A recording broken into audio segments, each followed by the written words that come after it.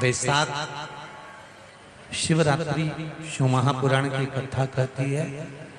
जैसे शरीर की कोई भी इंद्री में जैसे हाथ है, कई कई माताओं के या पुरुष लोगों के, कई लोगों के, ये नहीं है कि तुम्हारे हाथ केवल तुम बूढ़े होगे तभी कांपते हैं। कई कई बहन बेटियों के, कई कई जवान लोगों के भी हाथ जब सीधा करवाओ तो कांपने लगता है, कंपन करता है। उनको लगता है कि हमको कोई रोग हो गया, कोई बीमारी हो गई। डॉक्टर को भी दिखाते हैं कि ये हमारा हाथ कांपता बहुत है, कंपन बहुत करता है। उसका एक उपाय अग्नि पुराण में से आप निकाल कर सकते हैं। जिनके भी हाथ कांपते हों, चाहे वो युवान बेटा बेटी हो, चाहे वो वृद्ध हो, जिनके भी हाथ कांपते थे, हाथ में थोड़ा बहुत कंपन रहता है।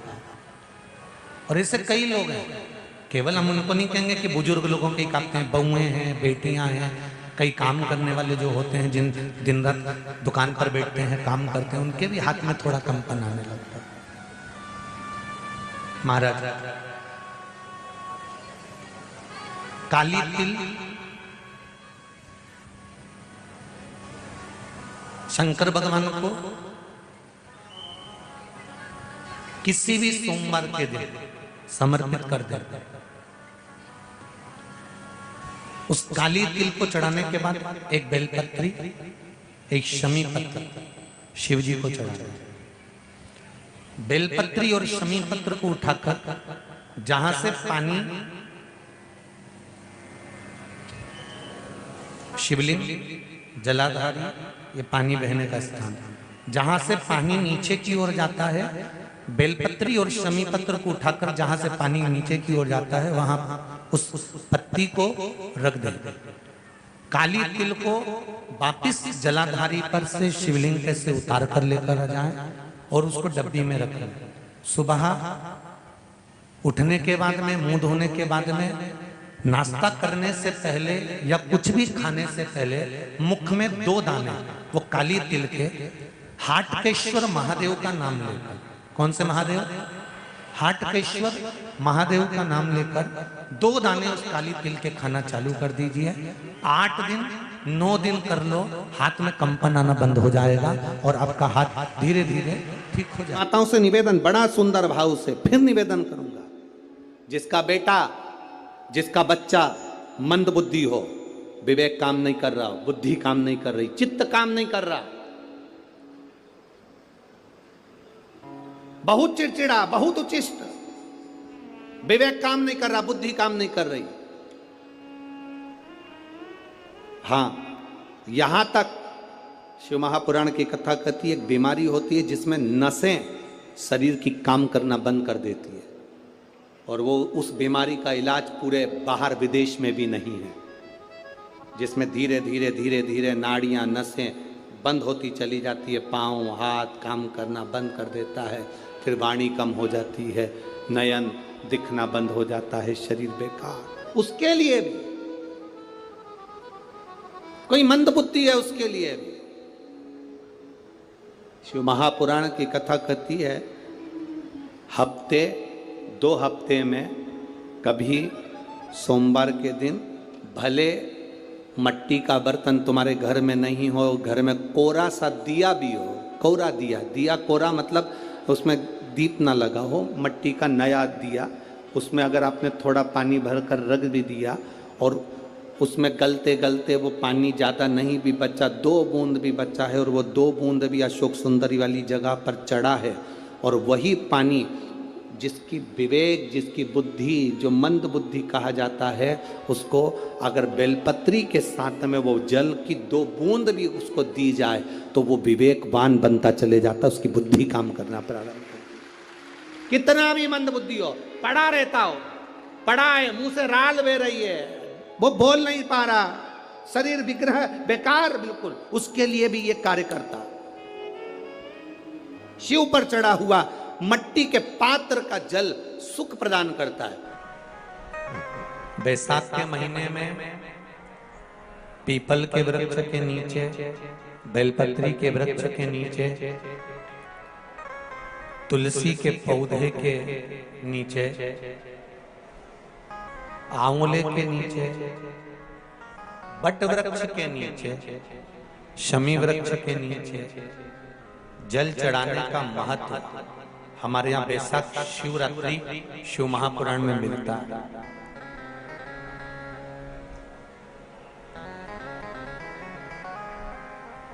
और जल की महत्वता क्या है महाराज? जैसे देवराज ने भगवान शंकर के मंदिर में पहुंचकर मात्र कुछ देर की शिव महापुराण की कथा सुनकर बेलपत्री के वृक्ष के नीचे अपने प्राणों को त्यागा, तो शिव के ही धाम पर चला गया, शंकर के धाम। बैसाख का महीना अगर किसी को एक गिलास पानी भी पिलाने का मौका मिल जाए ना, तो समझ लेना कि तुमने गंगा जी की 100 डुबकी लगा ली। ये बैसाख का महीना चल रहा है। बैसाख के महीने में मिट्टी के पात्र में जल रखा जाता है और मिट्टी के पात्र का जल शिव जी को समर्पित किया जाता है। बैसाख चरित्र स्कंद पुराण में उठाकर पढ़ना कि आखिर मिट्टी के पात्र का जल बैसाख के महीने में शंकर को क्यों चढ़ाया जाता है। अगर मिट्टी का पात्र भी नहीं हो, तुम्हारे घर में मटका हो, सुरई हो, वो भी नहीं हो, तो एक दिए में मिट्टी के पानी भर लो और वो पानी तांबे के कलश के अंदर जो पानी है उसमें मिला लो। पर मिट्टी का जल शिव जी को क्यों चढ़ाया जाता है? स्कंद पुराण के अंदर बैसाख महत्व में लिखा कि जो अधोगति में मर गया होता है, अचानक मर गया होता है, एक्सीडेंट में मर गया होता है, उसकी जीने की और तमन्ना थी, अचानक कोई बीमारी लग गई और मर गया, कोई बड़ी बीमारी लगने के कारण चला गया, उसको बहुत कुछ करना था पर मर गया, उसके लिए बैसाख महीने में शंकर भगवान को जब हम मिट्टी के पात्र का जल समर्पित करते हैं तो वो जीव तड़पता नहीं है, कहीं भटकता नहीं है। उसको गया में पितरों में मिलाया कि नहीं मिलाया, बद्र विशाल में ब्रह्म कपाली करी कि नहीं करी, कभी पिंडदान, कभी तर्पण तिलांजलि हुई कि नहीं हुई, पर मिट्टी के पात्र का जल बैसाख महीने में शिव जी को चढ़ाया जाता है तो वो जीव कहीं पर भी हो उसकी मुक्ति हो जाती है, उसका मोक्ष हो जाता है। भले एक दिए, अगर आपके पास मिट्टी का मटका नहीं है, आपके पास मटका नहीं, सुराई नहीं, मटकी नहीं, मिट्टी का कोई पात्र नहीं, कोई कारवान नहीं, तो आप दिए के अंदर भी जल भरकर उसको तांबे के लोटे में मिलाकर शिव जी को चढ़ा सकते हो। बैसाख महीने में जिस नारी के गर्भ में बच्चा 1-2 महीने का, 4 महीने का किसी का गिर गया हो, बच्चा चले गया 2 महीना, 4 महीना, 6 महीने का समाप्त हो, उसको चढ़ाना चाहिए बैसाख महीने में शिव को। बेलपत्री का फल, उसका जैसे गुर्दा, उसके अंदर का जो भाग होता है बेल का, वो गुर्दा,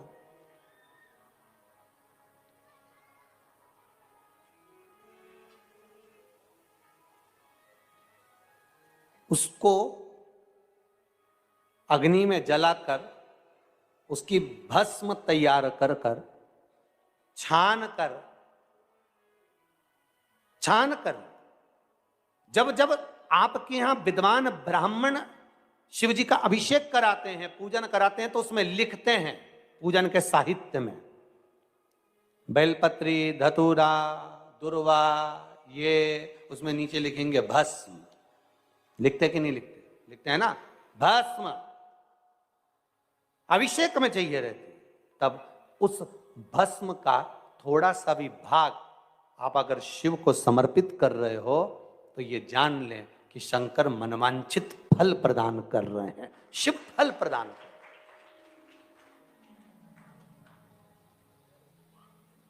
महाराज,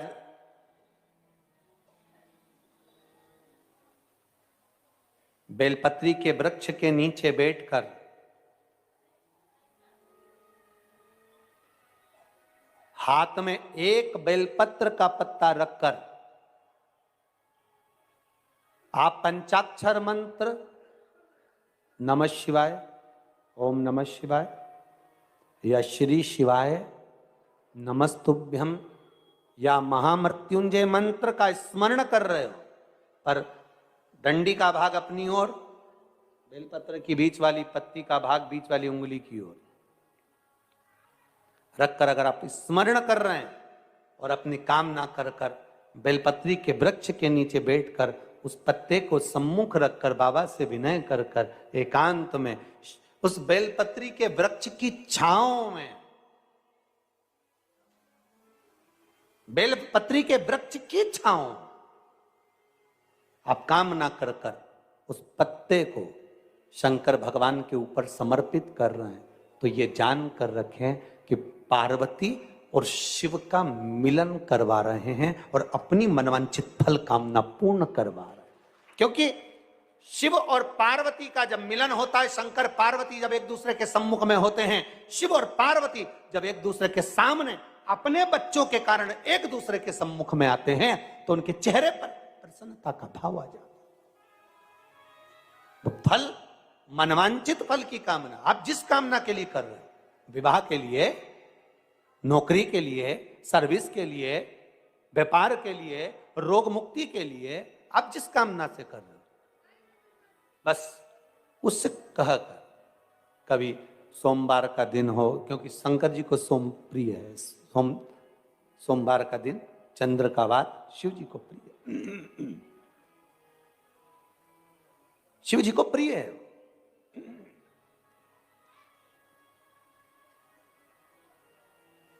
किसी ने पूछा, गुरुजी शिव जी की प्रियता चंद्र में? हां, क्योंकि चंद्र शीतल है, शंकर भगवान के कंठ पर विष है, शीतलता का भाव अच्छा लगता है। शंकर भगवान को इसलिए कहते भोले, भोले को भोला पसंद है। आप जितने भोले रहेंगे, दुनिया के लोग भले आपको मूर्ख कहें, पगला कहें, भोला कहें, पर आप शंकर के प्रिय हो। ज्यादा हमें चतुर नहीं बनना। क्या करें चतुर बन के? बेलपत्री के वृक्ष में जो बेल लगा हुआ है, जो फल लगा हुआ है, उस फल की मुझे महत्वता श्रवण करती है। लिंग पुराण कहती है, महाराज जो बच्चा हकलाता हो, अर्थात बोलते बोलते अटक जाता हो या वाणी हकला रही है, तो शास्त्र कहता है कि बेल का जो फल होता है, उस बेल के फल को धीरे से फोड़कर ऊपर से चक्कू से उसको साफ कर कर अंदर से पूरे उसका जो गुर्दा है बेल के फल का, उसको निकालना है। और उस बेल के फल का जो गुर्दा है उसको निकाल कर वो खाली कर लीजिए बेल का। महाराज सोमवार के सोमवार 5 सोमवार उसमें पानी भरकर भगवान शंकर को समर्पित करिए। एक पात्र, शिवलिंग में से जो जल नीचे गिरे उसके उधर पात्र को लगा लीजिए। महाराज समर्पित कर कर जल को झेल कर ले आइए।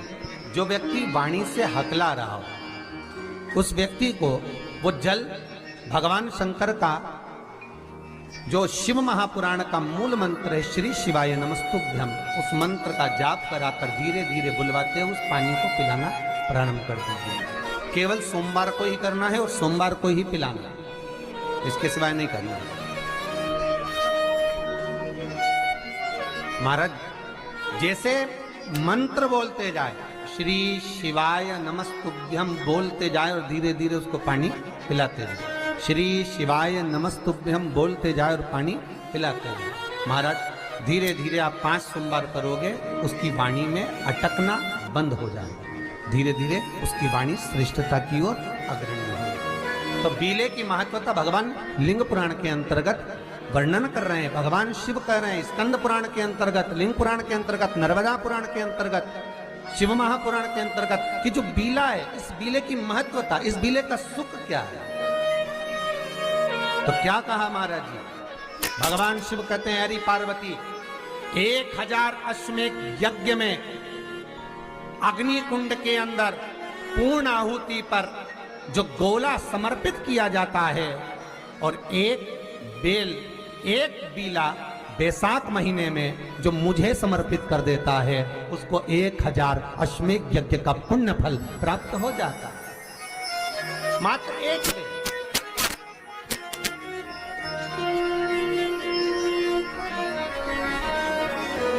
बहुत अच्छे से समझना महाराज, फिर समझ लीजिए।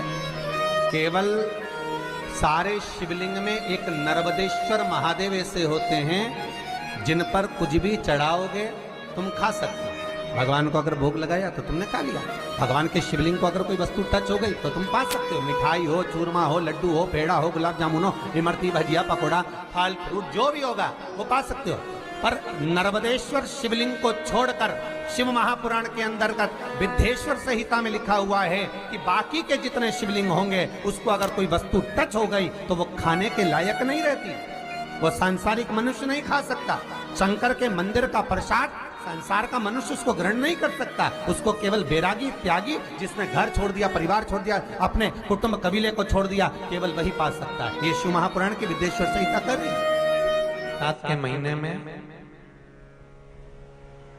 पीला चंदन को घिसकर थोड़ा सा उसमें गुलाब की पत्ती का रस डाला या गुलाब का इत्र डाला या गुलाब जल डाला, घिसने के बाद वही चंदन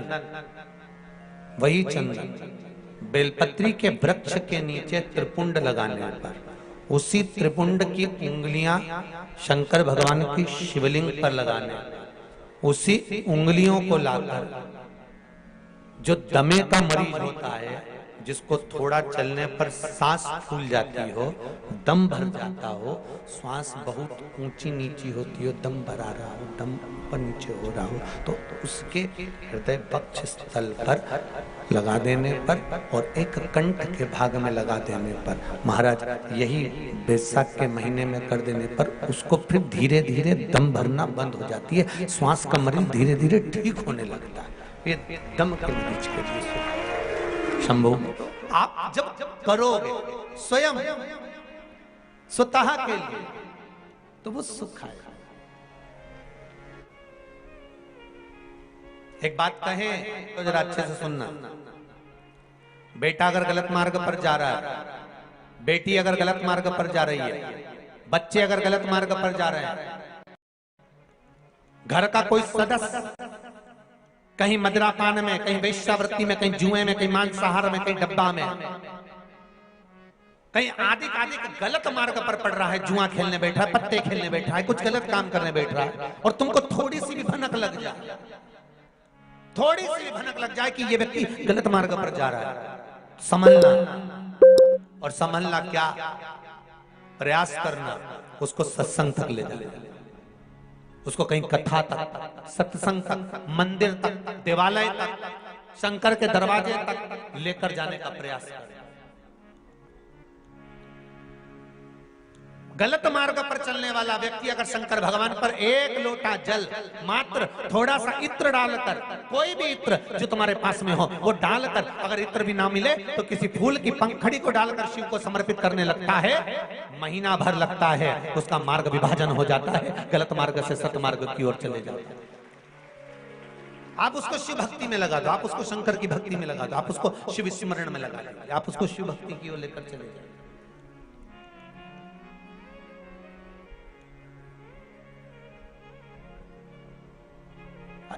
जितने प्रयोग बताए जाते हैं, जितने यहाँ से उपाय बताए जाते हैं, ये उपाय, ये प्रयोग, ये सारे जो प्रयोग हैं, उपाय हैं, ये ध्यान देना, ये दूसरों से कराने के नहीं, अपन को खुद को करना पड़ते हैं। जो गलत मार्ग पर चल रहा है तो वो खुद करे। रोज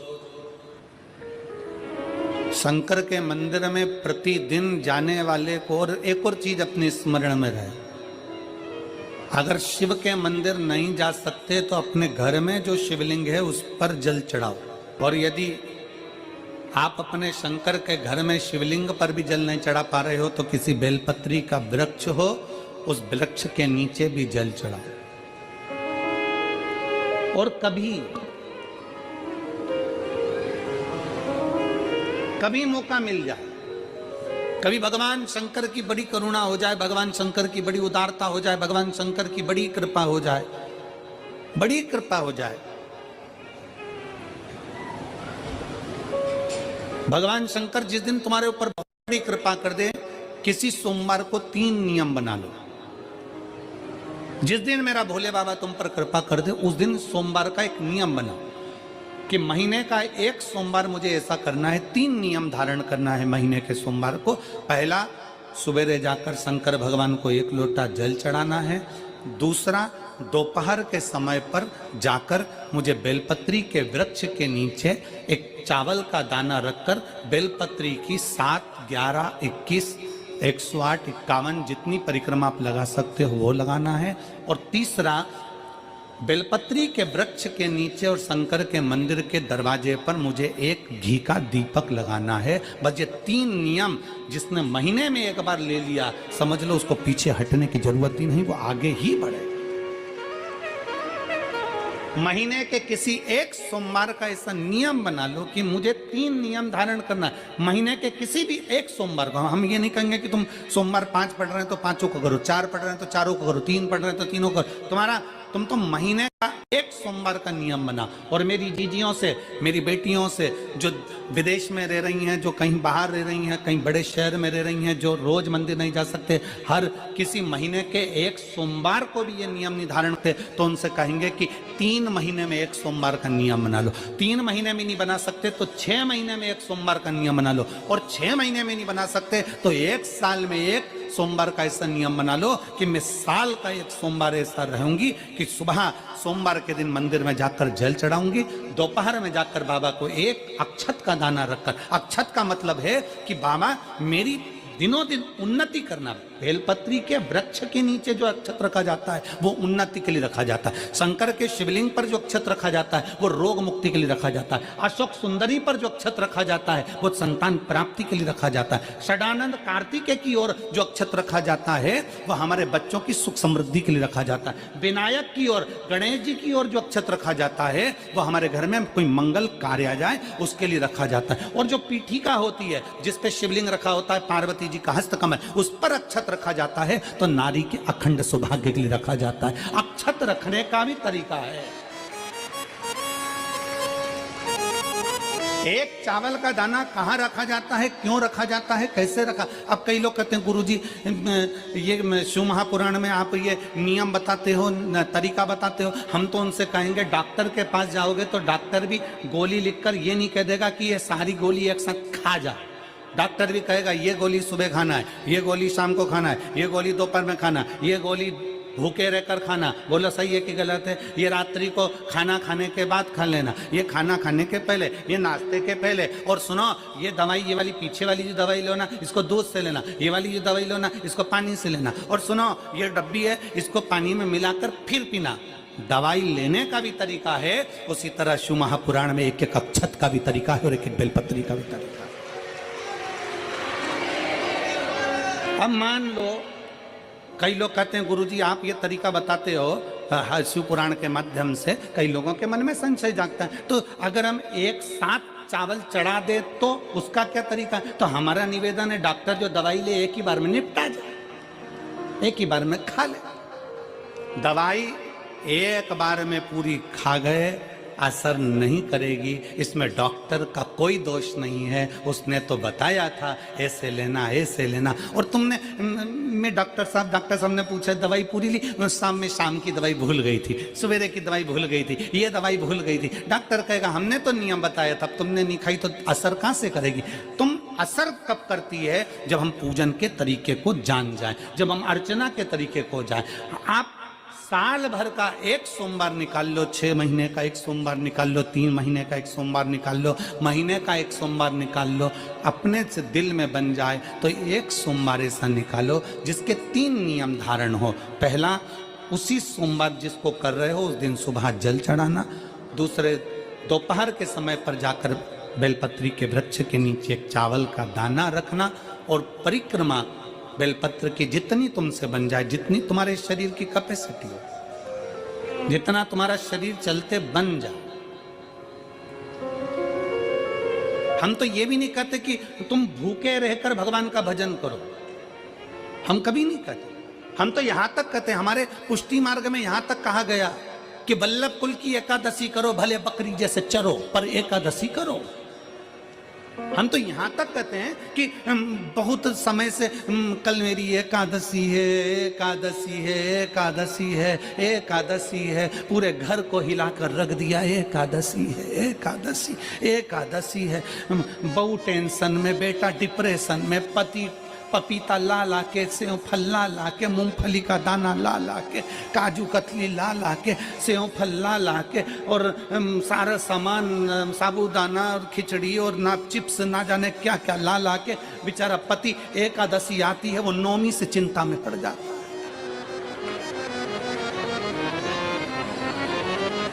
हम तो ये भी नहीं कहते कि तुम व्रत बहुत भारी करो, तुम व्रत उपास भी बहुत बहुत टेंशन वाला करो, ना ना ना।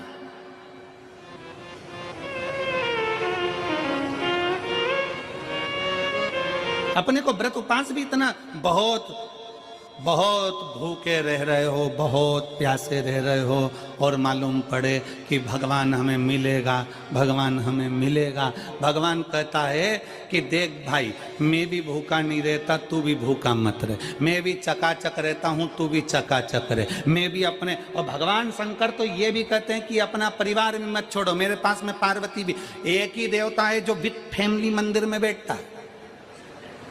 शंकर जी हैं तो पार्वती जी है, तो गणेश जी हैं, तो कार्तिकेय जी हैं, तो नंदी है, सब मंदिर के अंदर चाहिए। शंकर भगवान अपने पूरे परिवार के साथ। शंकर जी तो ये कहते हैं अकेले तुम क्यों रहते हो। शिव जी की एक बात अपने ध्यान में रखना, कितनी सुंदर बात है शंकर भगवान की, बहुत ध्यान में रखिएगा। आप जौहरी नहीं हो, हीरे को नहीं परख सकते। हम भी जौहरी नहीं है, हम हीरा को नहीं समझ सकते।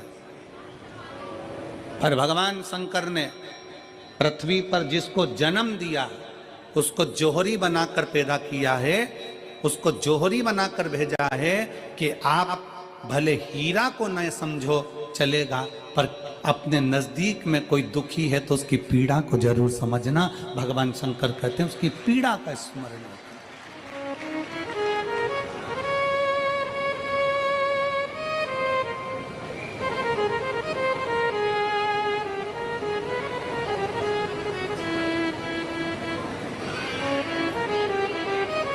हीरा को समझो ना समझो, पर पीड़ा को जरूर समझिए।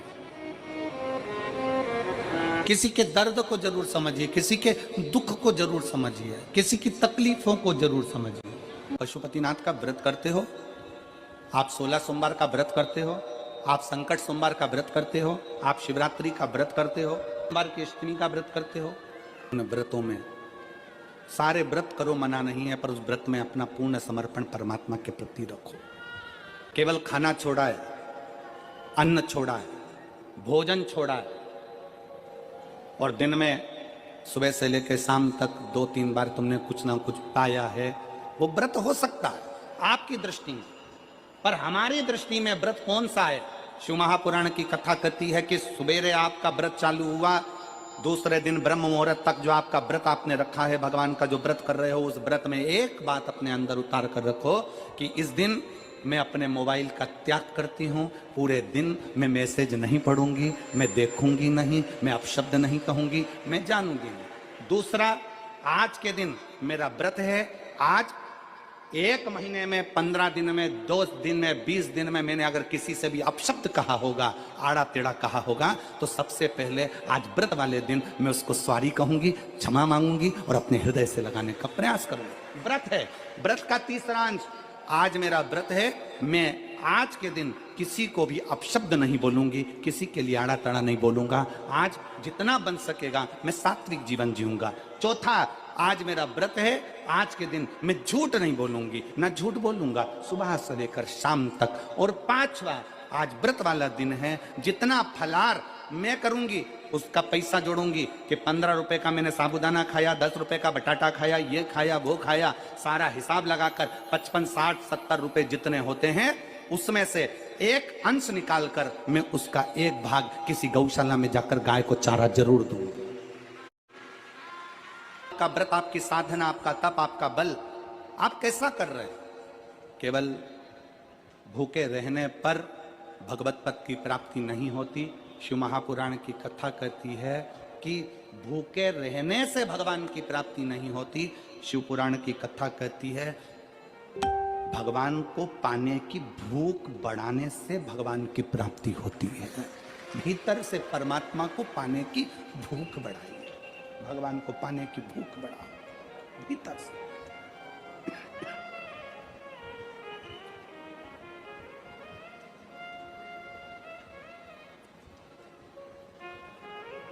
व्रत करो मना नहीं, तप करो मना नहीं, साधना करो मना नहीं, पर उस तप साधना में व्रत में परमात्मा को पाने की ललकता हो आपके भीतर, भगवान को पाने की ललकता हो आपके भीतर, भगवत पद को पाने की ललकता हो आपके भीतर, तो भगवान है।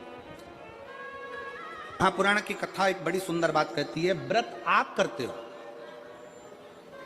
उपास आप करते हो, नियम आप लेते हो, पूरा किसको करना पड़ता है? तुम्हें नहीं। व्रत आप करते हो, उपास आप करते हो, नियम आप लेते हो और पूरा देवदिनम करते हैं भगवान शंकर करते हो। बस इतना जरूर याद रखें कि जैसे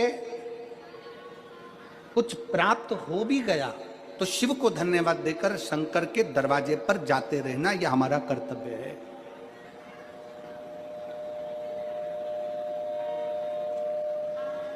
एक बहन जी ने पत्र लिखा था कल,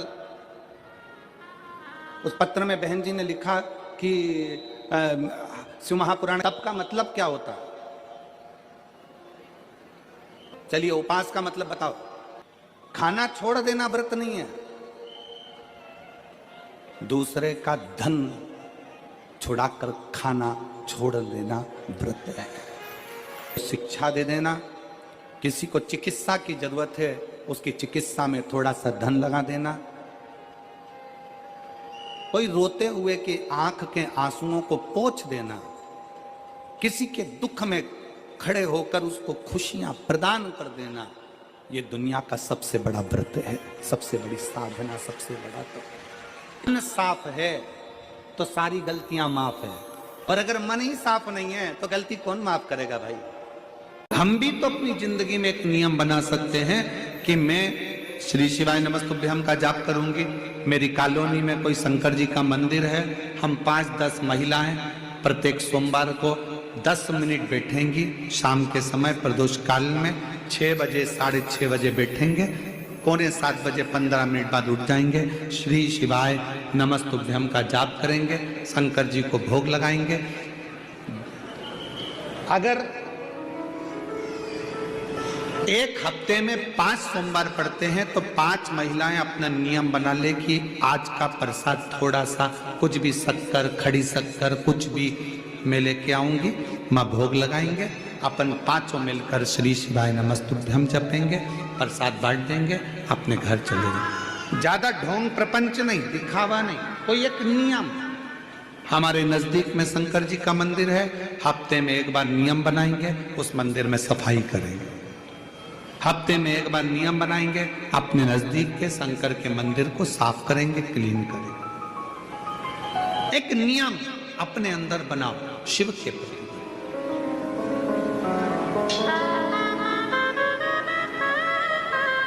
अपने भीतर जब हम नियम बना लेते हैं कि श्री शिवाय नमस्तुभ्यम जपना है, शिव को एक लोटा जल चढ़ाना है, शंकर की आराधना करना है, तो शिव हमारे लिए भी कोई ना कोई नियम जरूर बनाते हैं और हमारा कल्याण जरूर करते हैं। एक नियम बना, इस कथा को सुना, तुम्हारे पति को फल प्राप्त हो। कलिकाल में संसार में जो शिव महापुराण की कथा को सुनता है, श्रवण करता है, करवाता है, बाँचता है, सुनता है, वो जितने जीव इस कथा को श्रवण करने आते हैं, केवल उनका ही नहीं, उनकी 71 पीढ़ी का कल्याण शिव पुराण की कथा